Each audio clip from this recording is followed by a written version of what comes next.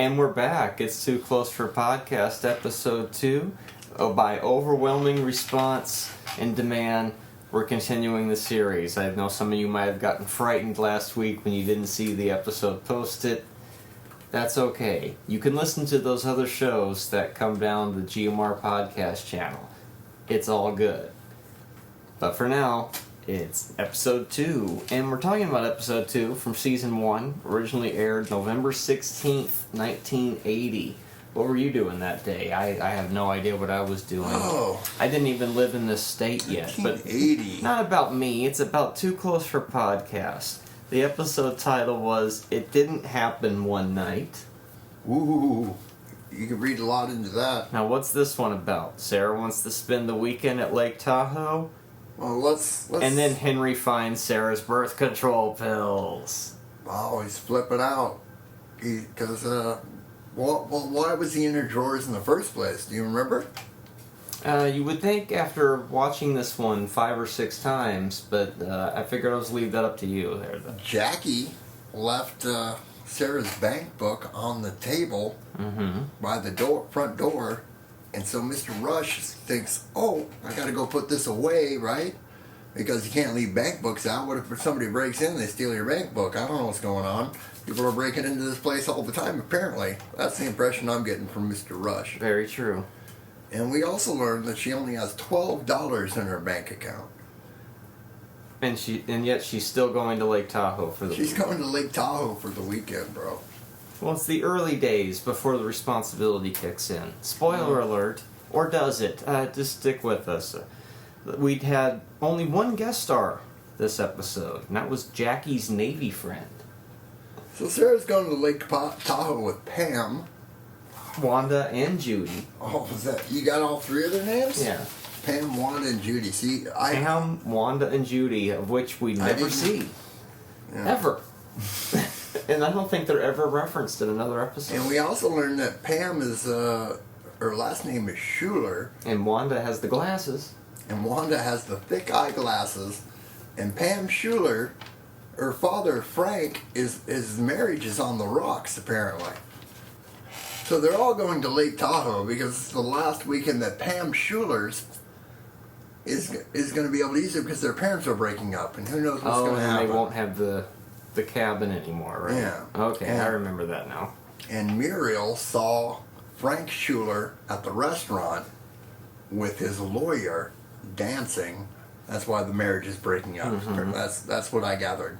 We do see Cosmic Cow once this episode. There's an appearance of the drawing board. So we see the puppet. Not in action, but the puppet is sitting there. No college sweaters on Henry in this episode. That's very rare.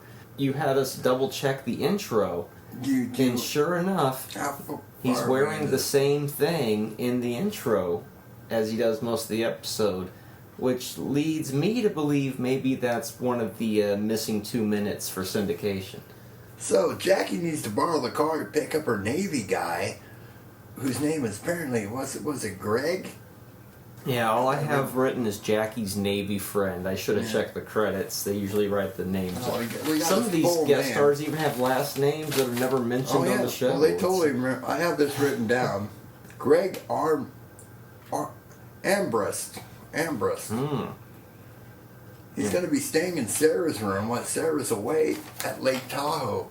Originally, he was going to be staying at the hotel. Right. The hotel. Because Jackie Holiday Inn, as a matter of fact. Jackie had a one-sided phone conversation with the desk clerk.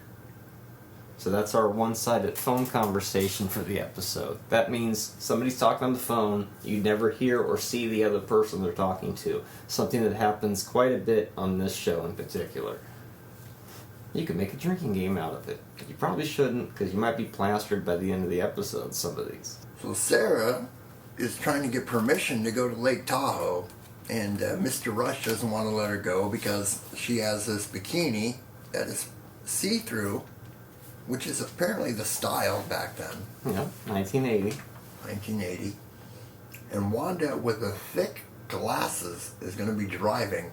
We also learned that Mr. Rush's lawyer's name is Irv Greenblatt in this this. Yeah, like you're seeing a lot of names in this episode of characters we'll never see ever again. Maybe they thought they were setting up something that never went anywhere. We have 4 instances of Henry pointing at people in this episode. Okay. As well as 2 Henry stammering instances, including a big stammer at the end of the episode. And we also see the grocery bag props for the first time. And Jackie cancels the hotel room at the Holiday Inn. I think it's Holiday Inn. And Mr. Rush knows you can't trust a Navy guy because he was a Navy guy. Yeah. So what kind of sleaze bag it was Mr. Rush back in his Navy days? Like I said, he takes the bank book into it, puts it in her drawer, finds the birth control pills, and then that's basically what the show is based around. And then we find Muriel takes both the pillows. Mr. Rush is doing some push-ups. Yeah, we get disheveled Henry hair during the push-ups. You know, it's weird. He does these push-ups, like he does a few push-ups, but in episode 1, he wasn't even able to touch his toes. So Well, I that's don't know usually what happens. Are push-ups easier than touching your toes? Sometimes between the pilot episode and the first episode of a series, they'll change things. And maybe they decided, let's make Henry in some slightly better shape. Then, of course, he runs out to break up the date between Jackie and the Navy guy. And then what happens? Well, because he starts talking to Muriel, and he's like, finds out that he's been at sea for 11 months, and then they both realize a Navy guy has been at sea for 11 months, has no control over himself. Then Henry runs out the door, and then what happens? And then he goes downstairs, and he's down there for 3 hours just lurking around the apartment. That's right. Making a sandwich. And then he's making a sandwich when they get home. A sandwich that he holds on to remarkably well. If you notice, not a piece of the middle of the sandwich falls out. It almost does at one point. It looked like a good sandwich too, didn't it? I don't know. He never takes a bite. He doesn't? No. Maybe that was a old prop sandwich. Well, he said the mayonnaise is bad, and then Jackie tells him it's guacamole. But apparently he still put it on the sandwich. Yeah, he was still going to eat the bad mayonnaise. You could clearly see the guacamole on the sandwich. Would you ever put rancid mayonnaise? Of course not. But then again, I don't live in sitcom land. That's right. There is a weird universe of rules that applies to this show that does not apply to normal life. Then we get another chair gag. He totally leans up against that, takes a hard fall, bounces right back up. That guy was pretty resilient. And then they go outside to talk, and Jackie puts him her dad in his place, and ends up getting locked out. She's like, "Oh, I can handle my own life, Dad." And then she's like locked out of her own apartment, and then he has to give her his key. And let's not forget that gag in the beginning where the door's stuck, and then he's trying to open it up. Oh, the door's locked, sorry. We also learned that Rafkin used to curb his dog before it was popular. That's true. The guy who lived downstairs before. Yeah, a mention of Rafkin, but not a mention of any of the transvestite storylines in this episode. Usually it goes hand in hand. And then Sarah comes home, and then they have the talk about the pills. And Sarah says they're Wanda's pills. Wanda with the glasses? That's right. And he's like, "What's she going to drive over here every day to take them?" She's like, "She's already coming over every day to pick me up. To go to school, because we go to college." Yeah, I'm going to give this one a 3 on the scale of 1 to 5. I think it falls pretty squarely in the middle. And in a way, it is kind of the true first episode of the series, so you can't expect too much from it. The show gets up and going here in a few more episodes. So, what did we learn this week? Well, my daughters are growing up and I can't control them. Well, no wonder they started introducing people like April and whatnot, because they ran out of that storyline pretty quick of my daughters are under control, I can't stop them. A rare early episode without a lot of the elements yet to come that make up the show, we know.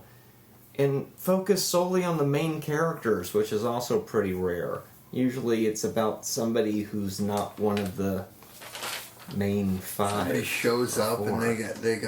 they got something to do, Yeah. right? They got a job that somehow intersects with the Rush's lives. Next week is a marked improvement, I think.